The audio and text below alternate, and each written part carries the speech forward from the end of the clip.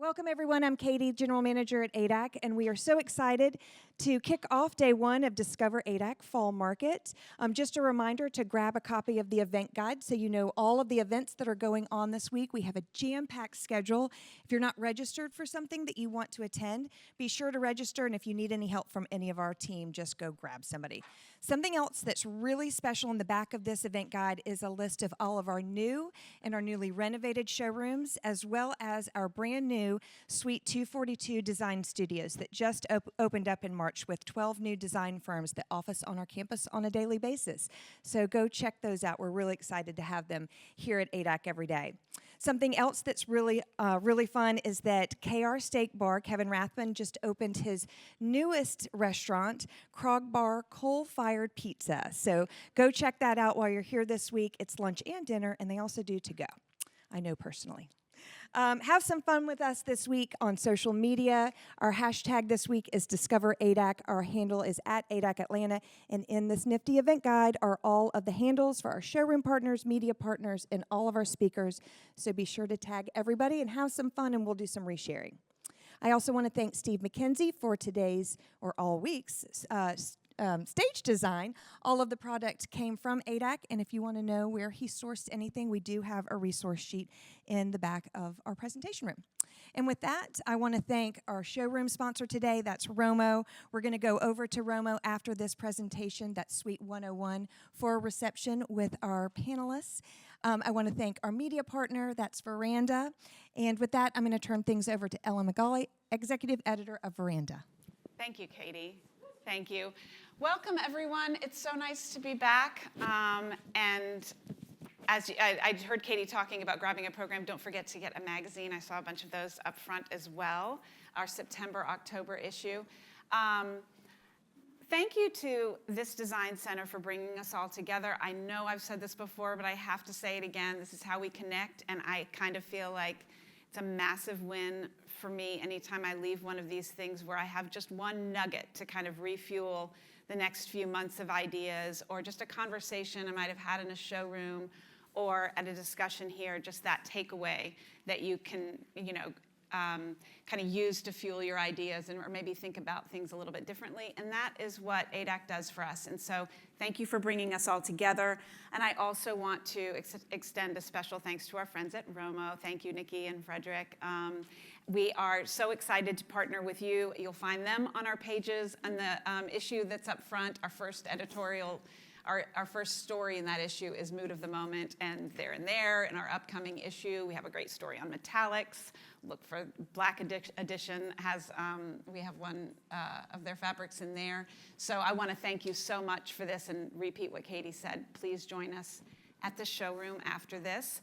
And we're so lucky to have one of their creative visionaries here to help lead this discussion on how to nurture creativity and relevance in design. Authenticity in design is so much a part of VERANDA's editorial North Star. I think we kind of all know that when there's stagnancy in design, there's sort of like this rinse and repeat thing. That's one thing, but when there's originality in design, it feels alive, there's movement to it, and there's also a long future to it. And we're going to be talking about timelessness and the connection between originality and authenticity in our work and timelessness. So with that, why don't I go ahead and introduce our wonderful panel. I'm so excited about this panel. I'm going to start with Brian McCarthy, all the way to my left here. Brian McCarthy founded his New York-based firm in 1992 after his time as a partner at the legendary design firm Parrish Hadley. He joined as Albert Hadley's assistant, correct? And we're going to hear more about that and what working alongside Mr. Hadley must have been like. Along with sitting on all the top designer lists in the country, including Elle Decor's A-List, which is our sister publication, his work has been featured everywhere, including VERANDA, New York Magazine, the New York Times, and so many more. Brian is the author of Luminous Interiors and Parrish Hadley, Tree of Life, which he co-authored with Bunny Williams. and he was awarded the Albert Hadley Lifetime Achievement Award from the New York School of Interior Design. So welcome, Brian. Thank you for coming. It always sounds like an obituary when I...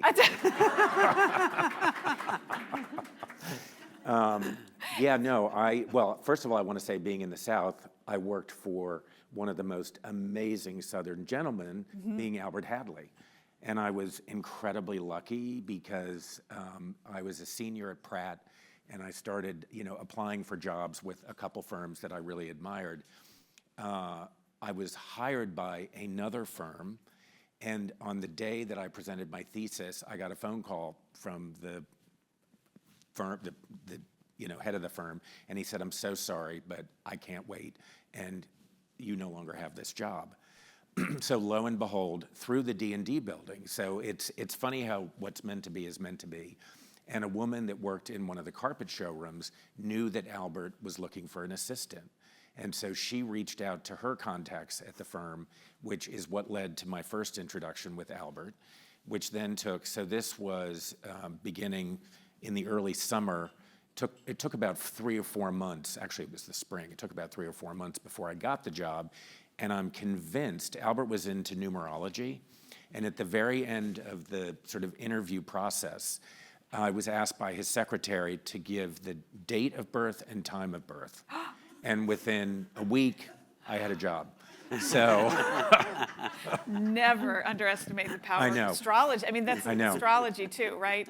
Albert didn't remember that, though. When he left New York about a year before he died and moved back to Nashville to be with his sister, and I had this conversation with him, and he wasn't so convinced. But I know from both Mrs. Parrish's secretary and Albert's secretary that that was the case.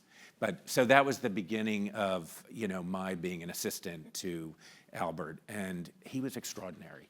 And the firm was extraordinary too, because it was so well known, and you have these two principals who are older and are seasoned and really have such a strong point of view, and they bring you into every part of the conversation. So you are meeting the clients, you are not being sidelined, you are really a part of this whole creative process, including being with them as they were presenting ideas.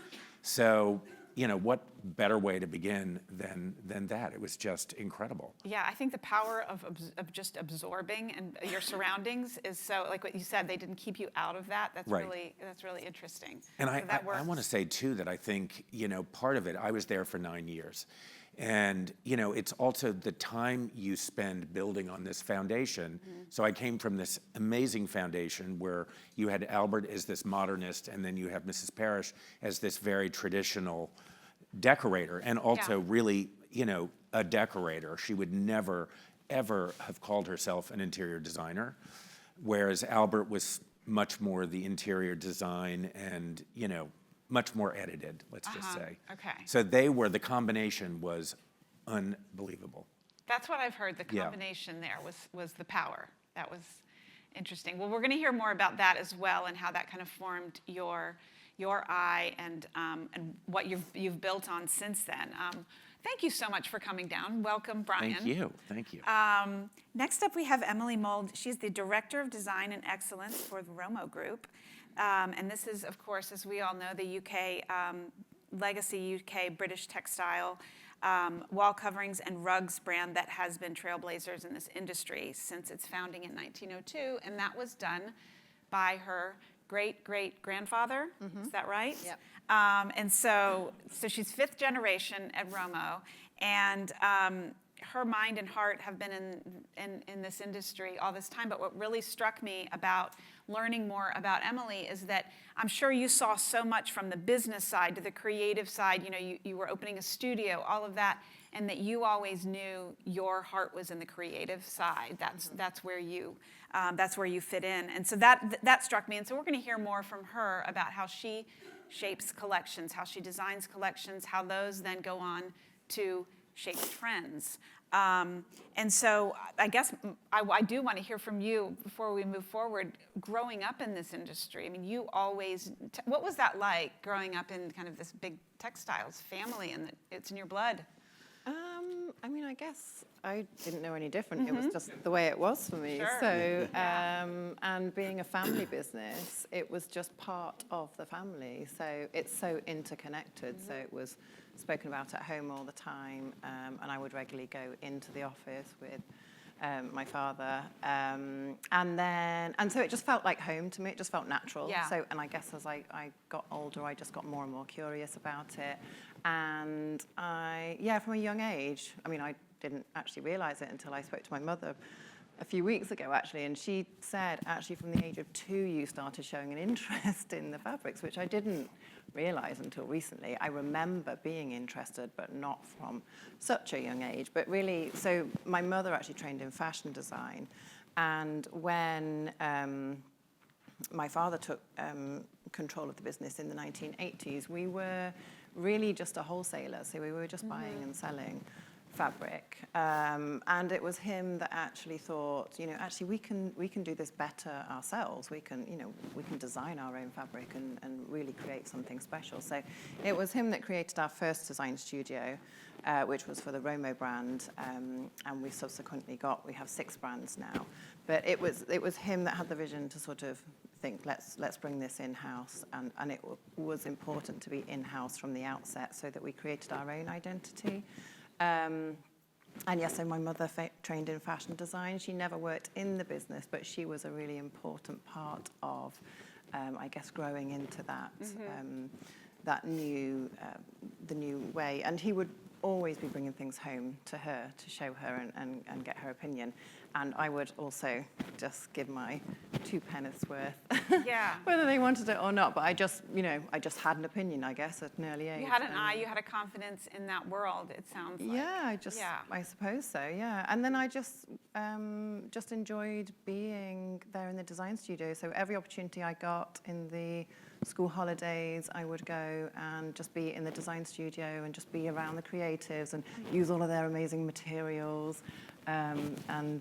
Just sit there and paint, and sort of, just be around and just be around it, really. And then as I got a little bit older, my father would take me on trips to see some of our suppliers, so some of our weaving mills, which are based predominantly around Europe, but we went to India as well. So from a young age, I was traveling with that as well. So I saw, that opened up a world of possibilities and just actually sort of cemented a love for traveling and understanding all the different cultures and the skill that's involved in creating these amazing textiles. Yeah, sort of learning the texture of the entire business and then kind of going into, because it sounds like you were old enough at the time when he set up the design studio to really be in on the origin of that, at least to your knowledge of it, Yeah. It wasn't always there in the decades prior, so.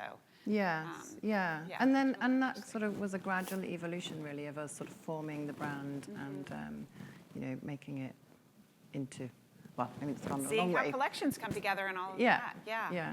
Well, thank you. You flew in a couple days ago. Thank you for coming all this way. And we're just so excited to hear more about creativity from you. It's such a passion of yours. To my immediate left, Paul Bates has been practicing architecture for 35 years. He founded his firm 25 years ago. And you were drawing on rural influences from your childhood in southern Alabama. And since founding your firm in Birmingham, you've won the ADAC Southeast Designer of the Year in the architecture category. That was in 2021, I believe.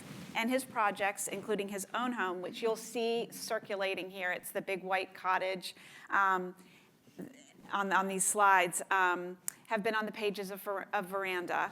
And it's funny, I don't normally quote from people's bios. I just try to kind of like glean things. But Paul, I couldn't have said this better. I was just kind of, you wrote that you seek to capture the romance of a house evolving over time. Knowing your work as I do, I couldn't think of a better way to ever put that. And so I kind of, and we're going to talk a lot about timelessness and how that kind of goes into how that, when we look at originality and authenticity, how we kind of balance that with knowing that it's going to move forward for the next decade, for the next couple decades, that it's always going to be good.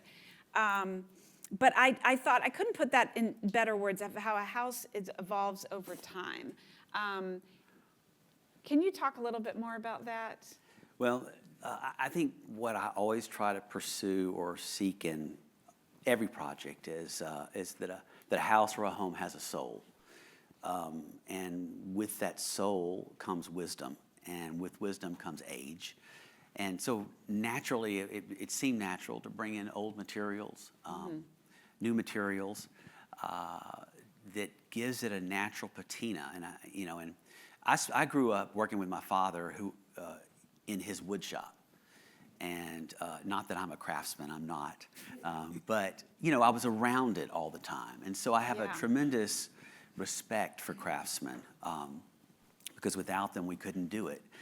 And so it was my dad who was always collecting old materials, old timbers, old bricks, and reusing them, that I was acquainted with this. And so I think it's really important to pull in a project with new things, current things, with old things, old materials. And it's our responsibility to give it a soul, whether it's the interiors, whether it's the fabric we're working with, or whether it's the home. It's a place that we create. It's a haven. It's a safe place. It's where, we all want to go home to and feel comfortable. So. Was his wood shop, was that on your property, or was was that a hobby for him, or was it what he did? It was a hobby for him.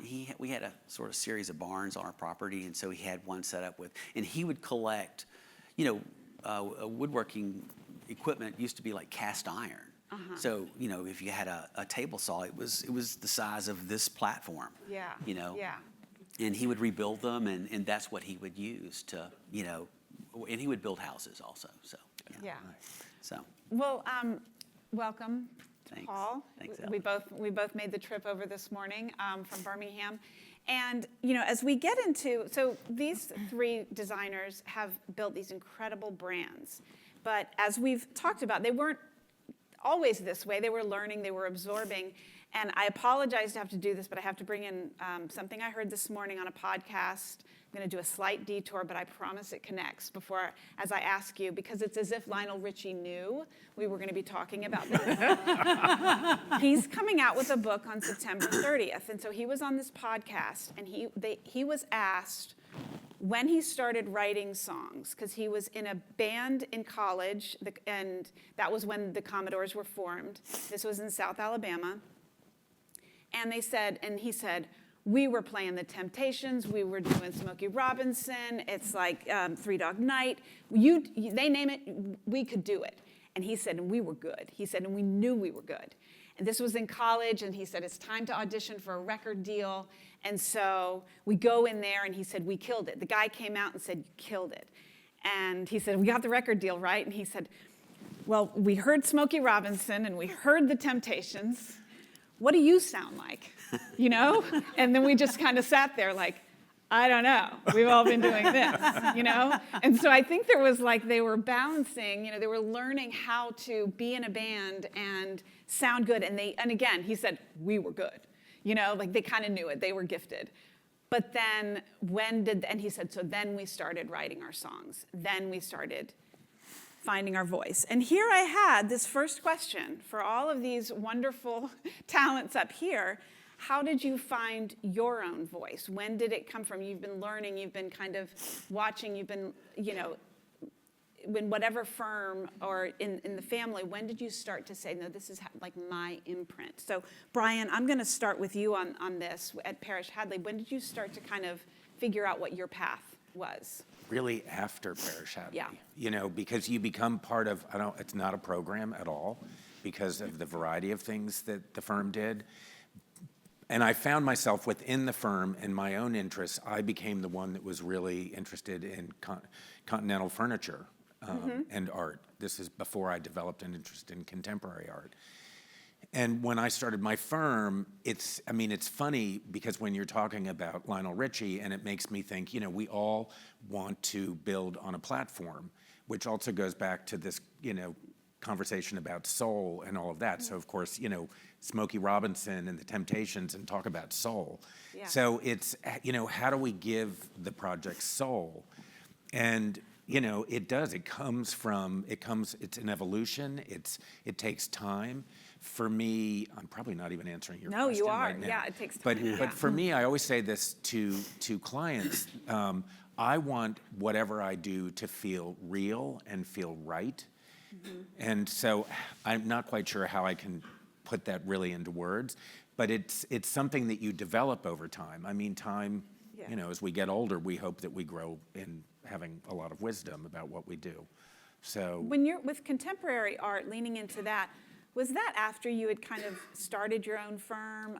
And, Oh, yeah. And so you were you were doing projects that were just your voice, like only you were the, you know, the originator, all of that. There wasn't other, I mean, obviously there's always other influences, but so, because you've mentioned that to me a few times with this idea of contemporary art. Right. And so you just kind of found that over time, yes, right? and found Yeah. artisans that I started working with. And so all of that just kind of pushed me into this more, even though my work isn't so contemporary, but there are a lot of very contemporary things in it. Yeah.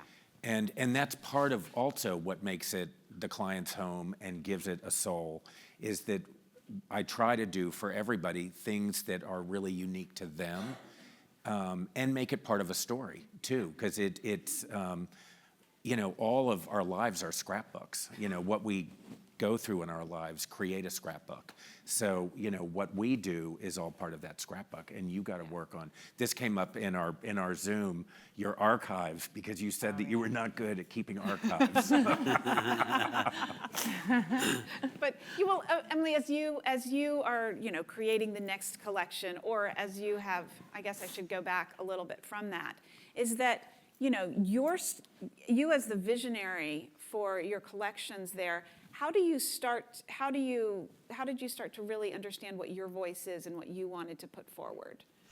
Yeah, I think for me,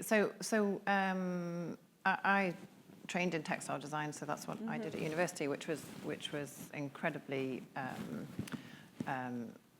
helpful for me. I learned a lot about textiles and manufacturing and all of that, so it stood me in really good stead. But when I joined the company, by this time we had 3 brands under our umbrella. I joined the Romo brand, which was our sort of core brand, but that was my dad's baby.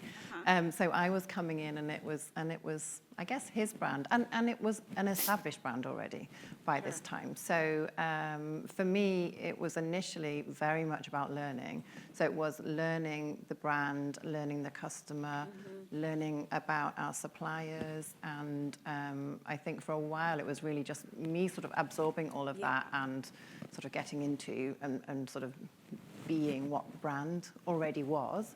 And then I would say as time went on and as I sort of gained in confidence and knowledge, I then felt able to sort of make my mark on it a bit more. So, you know, I was bringing in a younger, a fresher approach, I guess. So being always mindful of who our customer was already, which is, you know, the most important thing, because that's what we're designing for. You know, but I really sort of thought we can do different things with this brand. So I, you know, gradually, on itself, right? began to evolve it. We sort of pushed the look to maybe be a bit more interesting and exciting and colourful and design-led. That's getting your voice. Yeah, Here you are. that That was goes back to finding my voice, you know, and finding the your voice, confidence, I think, to be sort of brave and do something a little bit different, because we want to be, you know, we want to be doing new things that are interesting and exciting. But I would say then fast forward to 2013, and it was the launch of our 6th brand, which is Black Edition.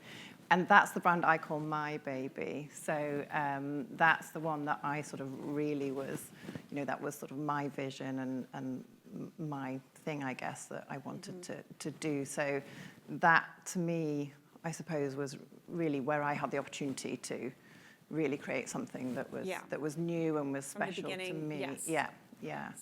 So I do, I call it my baby, and a 3rd child sometimes, because it was a as challenging, and I feel as passionate about it. Yeah, but everything before that had to come. Like it had to the Oh confidence yeah, built on absolutely. its To each other, learn, yeah. to kind of, I guess, learn yourself and Yeah. learn where your strengths are, and learn, what your. I mean, it's not just your own personal style that you would have in your home because you're Right. creating a brand. So, Right.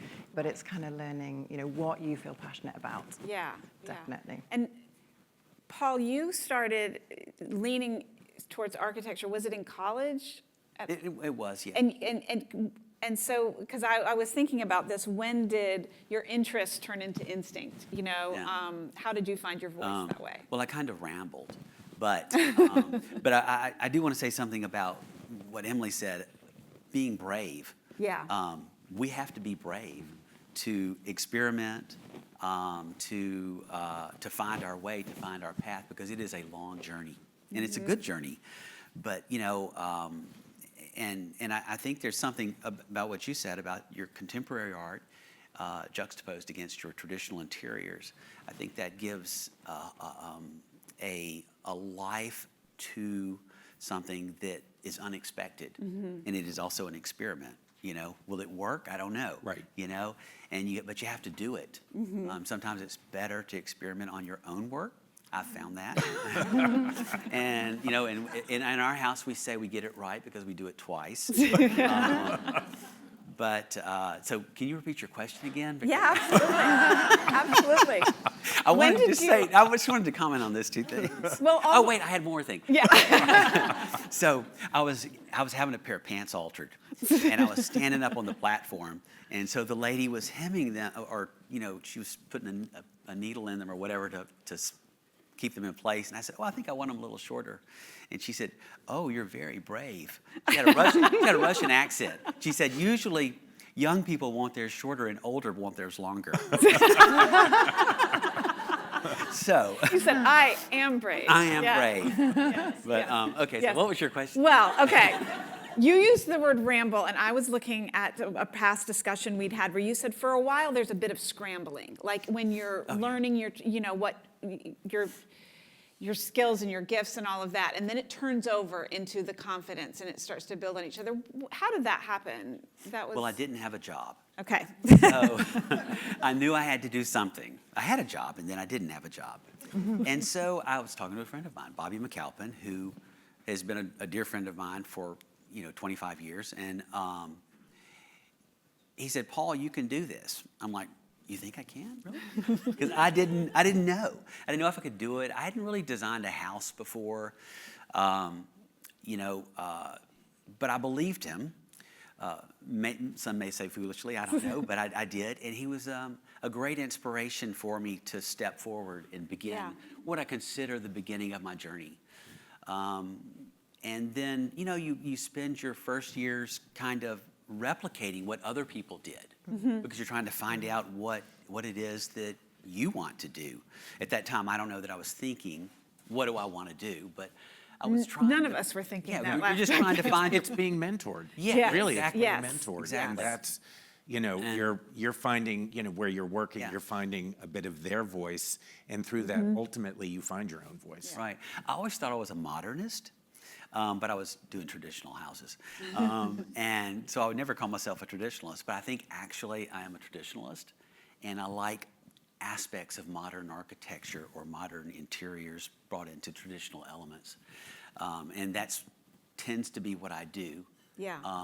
And aspire to and try to do a good job at. But I think the turning point, a real huge turning point, was my husband who said, "Oh, we have to start doing Instagram." I'm like, "Oh no," because when I was in school, we were taught not to advertise, and that true professionals did not advertise. Really? Is that what you were? Yeah, that was taught in I didn't know professional that. practice. That was what we were told.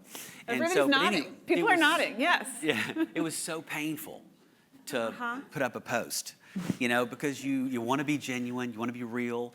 That's how I feel And about when I dating go back and apps, read it, I'm like, too. that sounds so fake. Yeah, I was told you weren't supposed to. But so the real turning point, I think, really, when different projects started coming in, and he was posting things, and Yeah. I started getting attention, you know, and it was probably the Black Lake House that a lot of people know about, or maybe not here, because that's been a little while ago, but, Yeah. you know, Yeah. You were seeing it land. You were seeing. yeah, I the was it seeing a resonate. transformation. Yeah. And I was realizing also the forms that I love, you know, which were, you know, more agrarian, because I grew up in a rural, you know, had a rural life. And so, you know, it was, so my forms are still very agrarian. Yeah. Yeah. But it was an interesting transformation, not knowing what to do to figuring out what I am doing. Yeah. And it was long, but and then discovering what you really love, you know, Yeah. and doing it over and over again. Well, now that you all know what you really love, you know, that, thank you for teeing me right up, Paul. You're welcome. Emily, I'm going to start with you on this. You know, everybody in this room, all of you, we're all working within a world of client and market expectations. What do you feel, Emily, what are some of your biggest obstacles, you know, when it comes to maintaining and nurturing creativity and originality? So doing what you want. I guess that might be what I'm asking. What are some of the obstacles? Because we all have them. Probably time, I would say, is one of the biggest obstacles, because I think, well, I mean, it's great on one hand, and that sort of time pressure, I think with being creative, you have to allow a certain amount of time to just let the process happen and let it evolve. Yeah. So for me, time, yeah, it's a difficult thing, because we all want things, and especially now, we all want things, you know, today. And it can be frustrating when we are designing, we actually want things to happen quite quickly in a way, because I'm like, oh, this is great, I want to launch it now. But actually there's a whole big process to go through.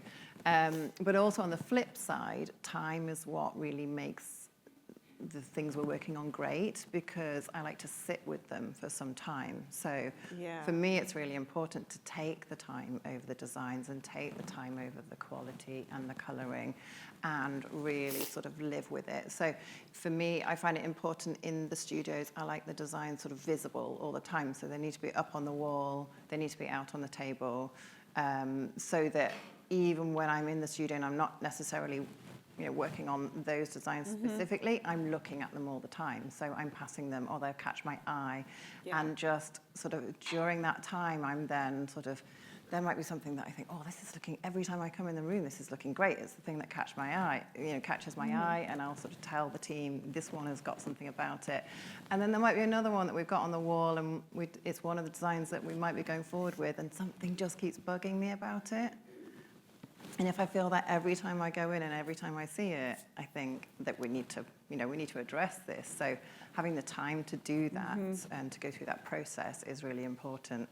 Yeah. So I find it's, for me, well, there are two sides to this. Is it a client that's done it before or not? And so it's really imparting on any client that time is your friend, and you're only as good as the effort you make. So you really do need time to develop things. And like you, as I'm beginning to scheme something for clients, I do, these pinup boards, and I do the same thing. It sits up there and I look at it, and there are things that are just not right, or even going back to, how do you create timelessness? I'll look at something and I'll say, this will not stand the test of time. But all to say that in the end, the more time you put into it, as painful as that may seem, the better the result is. And frankly, too, the time goes so quickly, sadly, too quickly. Yeah. So before you know it, these people are moved in and they're loving their homes, and it doesn't seem like what seemed like this actually kind of moves right along. Yeah.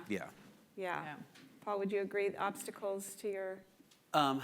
Well, as far as the time part, because I find that I do go back. I just wanted to go back to that. Is I like to go back too and look at. I'll look at sketches that I've done, and try to figure out that one thing in there that I'm not comfortable with. And you don't always know what it is. You don't know do what you? it is. You just know there's something. Is it the proportion of a window, Yeah. or is it the front Yeah. door too squatty, or And here's instinct. This is Yeah. instinct. this is instinct, and this is our gift, and this is all we have. Yeah. I was. Trust your instincts too. Trust your Yeah. instincts. We're trying to give Really. something to the Right? world, That's and then something that's you it. learn as well. Yeah. Yeah. Trust your instincts. But yeah, you have to trust your instinct for sure. Now, Yeah. what was your question? I'm sorry. I'm sorry. You don't have to apologize, you're just making me laugh. I'm not as smart as them. The obstacles to doing your best work, to doing what you want to do, the original sort of design process. I'm working for someone in Georgia. Georgia's big, but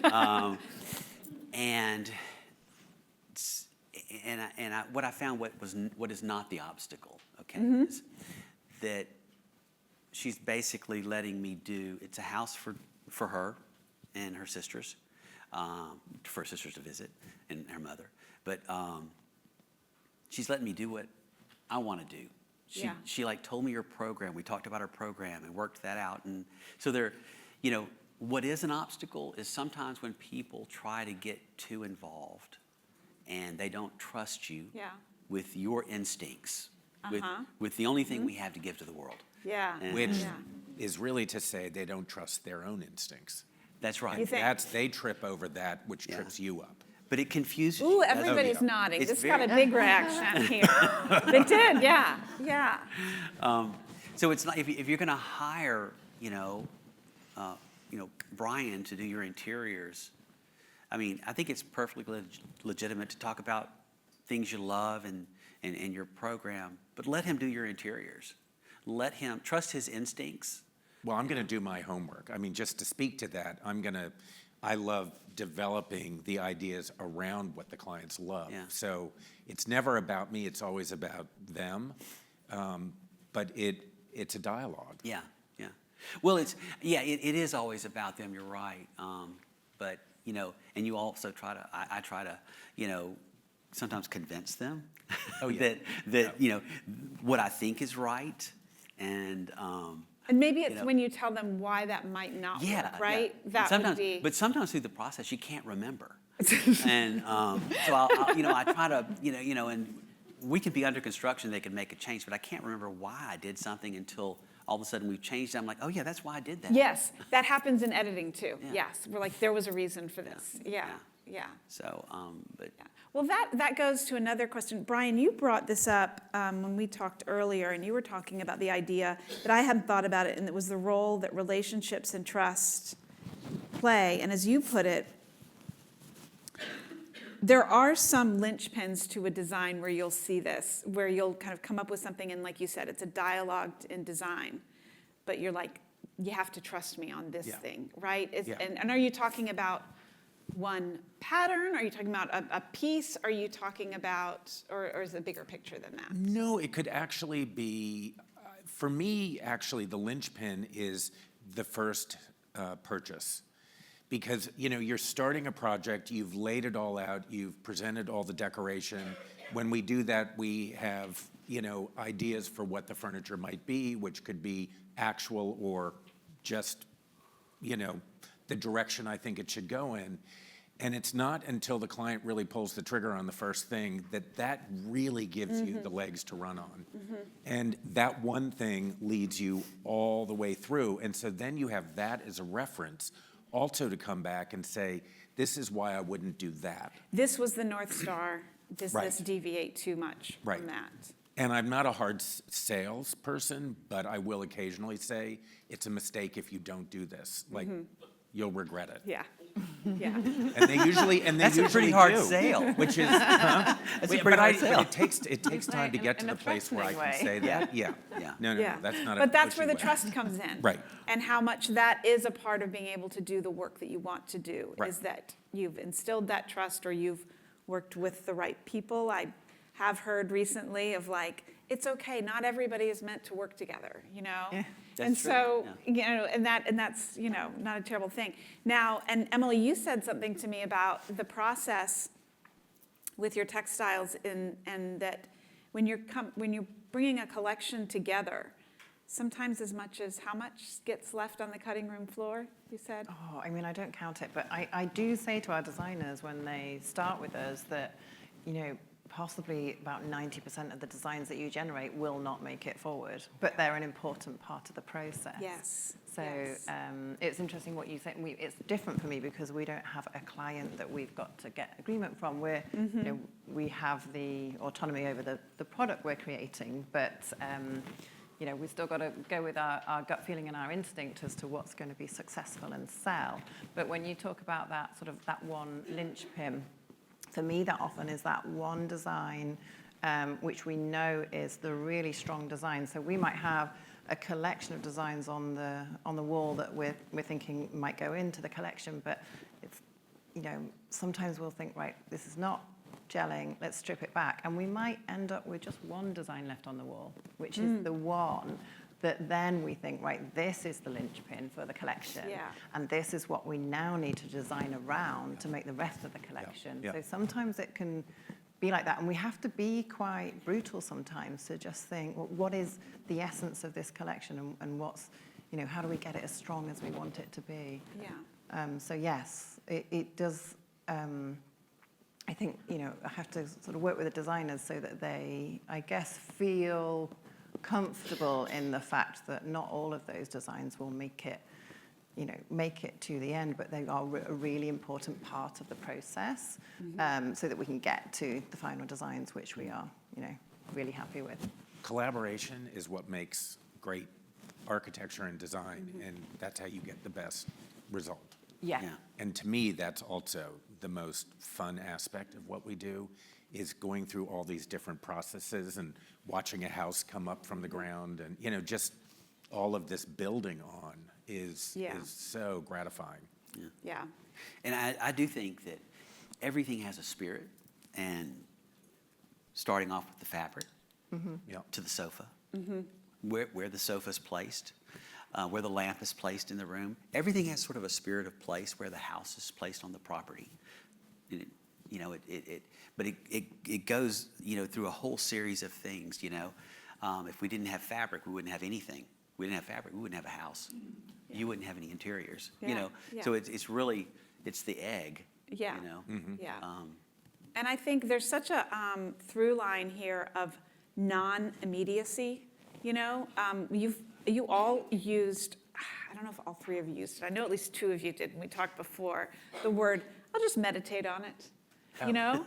I think that was Paul, wasn't it? And I think, I don't remember. And it might have even been just the topic of the placement of the lamp. You said, but there is a right place for it, and I thought that was really interesting, so. I will, if it's an existing house or an apartment, I will ask the client if I can just go, if they're not living there, I like to go and sit in each room.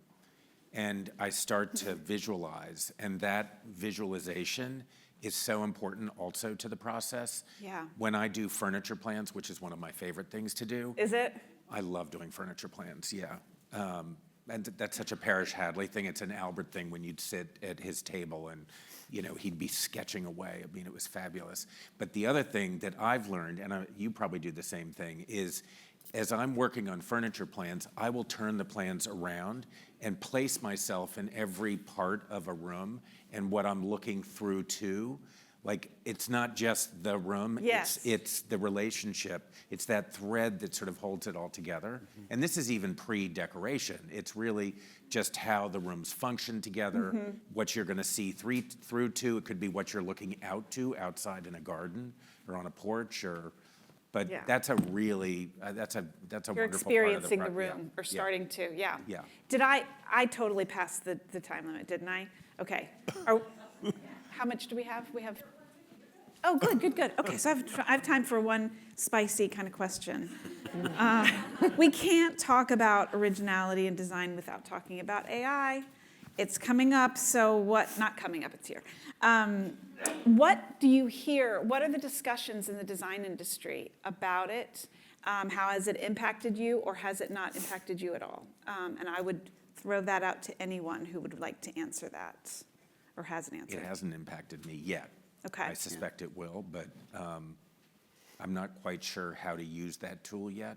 I'm also not at all computer savvy, so just the idea of it is so frightening to me. Yeah, yeah.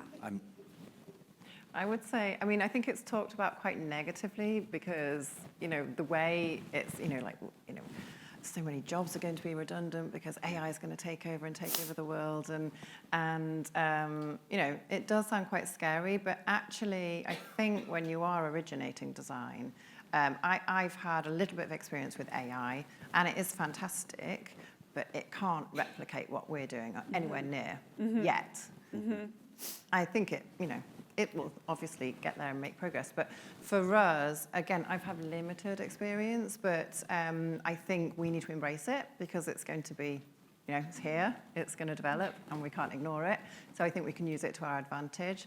So for me, I think it's great that we can probably use it as a generation tool of, because one of the biggest things for us when we're talking as designers is I've got something in my head, and I'm trying to find the words to,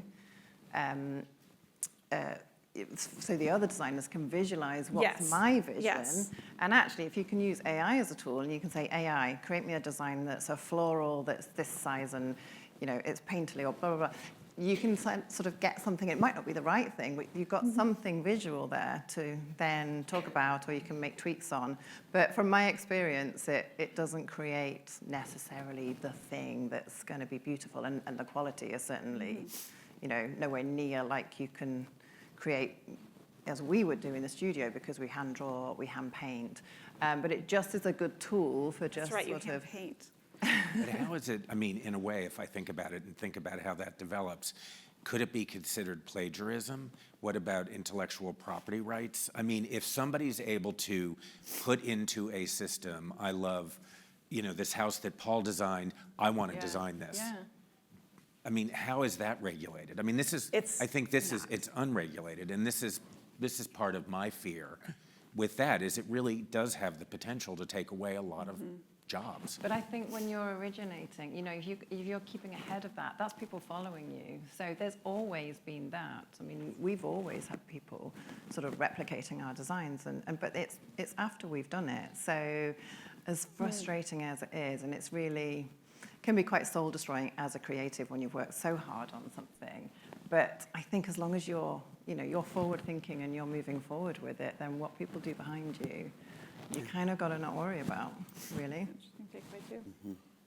Paul, any thoughts on AI, or do you just want to I don't pass? really know a lot about it. I had an instinct that you might be like, That's living on the dirt road. yes, right. We had a discussion about living on dirt roads before we started this, so yeah.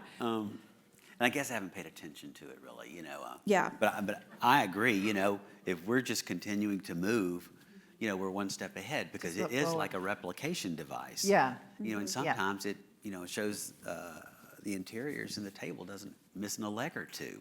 Yeah. But I don't know. So how won't I don't stand know, up. Yeah, I don't know how good it is. It's not. I mean, sure, it might be great one day, but I'm likely not going to be here then. Yeah.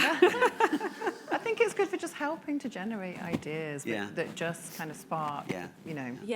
And I mean, is it any different than us? Like, we look at, I call it inspiration. We look at, predominantly old projects, old fabrics maybe, old interiors that are 100 years old as inspiration all the time. It's not our intention to duplicate it, Right. No. but what grows from it, Right. I think, Right. so. Right. As a last question, what is your advice? Brian, I'm going to start with you on this. What is your advice for designers and creatives in the industry for not just developing their voice, but sort of letting it evolve and really grow and kind of feeling some confidence in it? What is your advice for that, Brian? Look for inspiration. Yeah. And I mean, that's something I've always done, is really seeing through the people that I admire and then why. And I would say to somebody who's just going out and looking for a job, really look at the people's work that you admire, and those are the people that you should work with, which is a little bit the blessing in disguise when this job offer fell through when I graduated from Pratt. I know that I wouldn't be sitting here today if I'd had that other job. So, that's been an interesting fact of life. Yeah, incredible. Paul, what is your advice? Don't be afraid to make mistakes. Yes. And, That's a don't good be one. embarrassed That's about a them, good although I'm one. embarrassed all the time. Yeah. But, That's you a know, good one, yep. yeah. Just make your mistakes. That's how you learn. And, Yeah. and experiment. You've got to, continue to try to do something different. Yeah. Maybe it's fine if it's baby steps, but Yeah, I loved what you said about, what do you say in your house, we do it twice? That's how, what did you say? yeah, we get it right because we do it twice. Yes, that was so comforting to me. Emily, what is your advice on this front?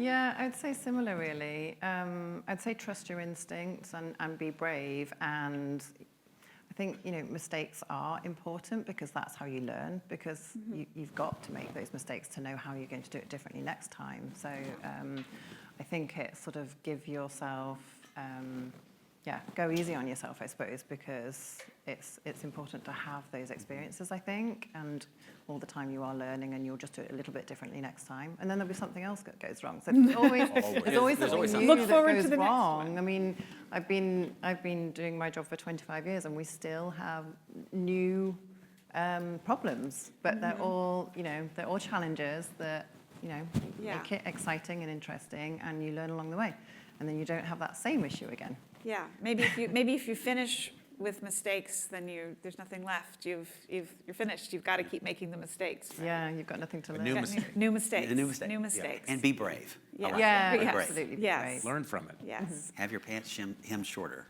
Go for it. Live on the edge. Yeah. We have a few minutes left for questions. If anyone has questions for any of our panelists, we have a microphone that's coming around, so do wait until they come to you. Does anyone have any questions? We have one right here.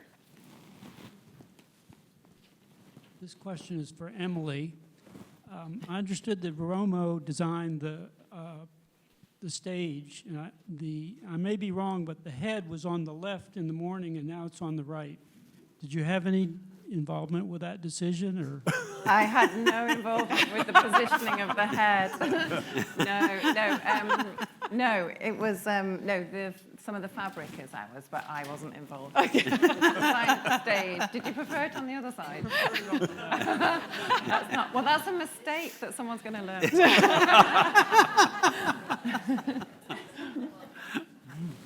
Other questions? We have Honey over here.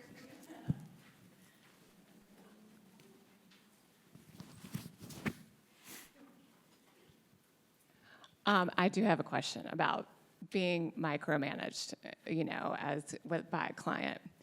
And what would be your advice about how to navigate that? Do you walk away? Or do you try to compromise but know that in the end, the work will not be your best work? Ooh, good question. Good question. I'll jump into that quickly, which is, again, it goes back to, is it a client that's ever going to really listen to you or not? And if they're not, cut your losses. It's not worth it, really. I've tried on any number of projects, and it's impossible. And you regret it. And it's, you lose so much time and energy, and it can be toxic. So think of your health, mental health, really. That's a good one. Yeah. Any others insight on that? Great question. Any other questions? All right. Well, I want to thank all of you for coming. This was so insightful, so inspiring. And I want to thank all of you for coming to this wonderful discussion. It was great to connect with everyone. Thank you again for sharing your insights with us. Thank you.